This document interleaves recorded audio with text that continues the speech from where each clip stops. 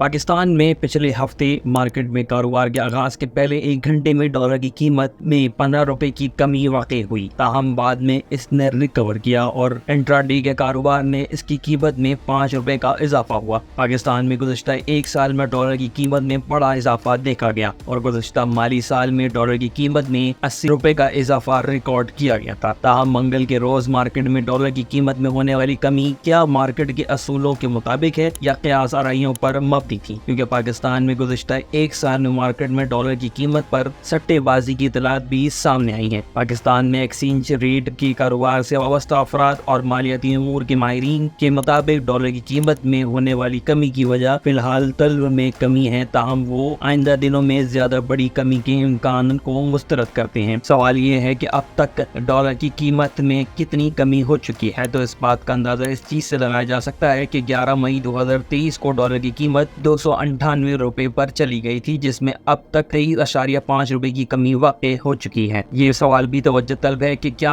Dollar کی قیمت میں کمی حقیقی ہے یا نہیں۔ اس بارے میں کرنسی کے کاروبار سے وابستہ افراد کے مطابق یہ کمی فی الحال مارکیٹ اصولوں کے مطابق ہے، کیونکہ اس وقت ڈالر کی ڈیمانڈ کم ہے، کیونکہ فی الحال مارکیٹ میں ڈالر کی خریداری ڈالر کی قیمت میں مزید کمی کی توقع کر رہے ہیں۔ تاہم انہوں نے کہا کہ ایک خاص ماحول بھی تیار کیا گیا ہے جس نے ڈالر کی قیمت میں کمی کی ہے۔ تاہم ایکسچینج کمپنی ایسوسی ایشن آف پاکستان کے جنرل سیکرٹری ظفر خراچہ نے اس سلسلے میں بتایا کہ IMF پروگرام کی منظوری کی وجہ سے مارکیٹ میں ایک ماحول بن گیا ہے کہ ڈالر کی قیمت میں کمی ہوگی۔ انہوں نے کہا کہ کاروبار کے آغاز سے ایک دو دن پہلے ہی کہا جانے لگا کہ ڈالر کی قیمت میں کمی واقع ہوگی۔ انہوں نے کہا کہ یہ بات صحیح ہے کہ برآمد کنندگان نے ڈالر کے ریٹ میں کمی کے امکان کی وجہ سے اپنے ڈالر بینکوں میں لائے ہیں، جبکہ دوسری جانب ڈالر خریدنے والے فی الحال مزید کمی کی توقع پر ڈالر خریدنے میں ہچکچاہٹ کا شکار ہیں۔ انہوں نے کہا کہ منگل کے روز جو بڑی کمی واقع ہوئی وہ بھی صحیح نہیں، کیونکہ ایک دن میں اتنی بڑی کمی میں یقینی طور پر قیاس آرائیوں پر مبنی ٹریڈنگ کا بھی دخل ہے، کیونکہ ایک خاص ماحول تیار کیا گیا ہے۔ انہوں نے